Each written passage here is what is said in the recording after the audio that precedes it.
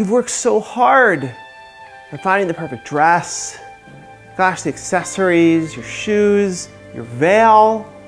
That's a lot of work. And now it's your wedding day. And the one last thing that needs to happen is your hair and makeup. I have seen the most colossal disasters in my entire career, but I've also seen the most magnificent women walk down the aisle looking the best and most radiant they have ever looked. Here's the thing.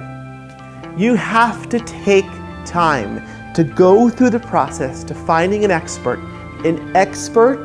who can truly do your hair and makeup. Sometimes it's two different people. Often it can be the same person. But you have to go through a trial process. Go in and talk to them. Have them do an actual trial on your hair and makeup. And here's a tip. What color are you wearing when you walk down the aisle? Oh yeah, right. One of those shades of 200 white.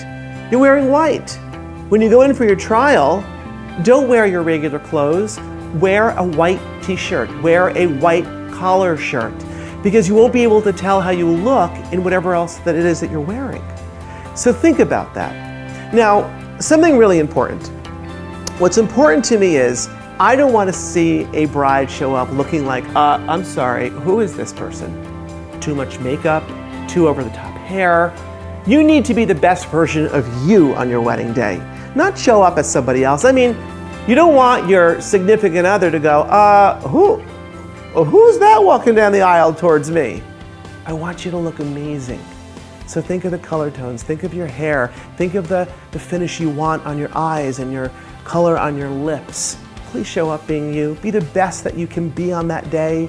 Again, you have the perfect dress, the perfect shoes, the perfect jewelry. So now, have the perfect hair and makeup.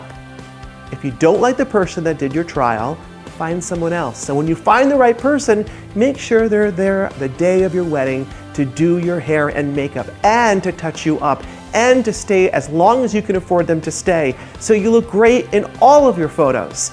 Because in 5 years from now, when you look at your photos, you don't want to be the one going, oh my God, what did I do? You're in control, so stay in control. Hair and makeup is incredibly important.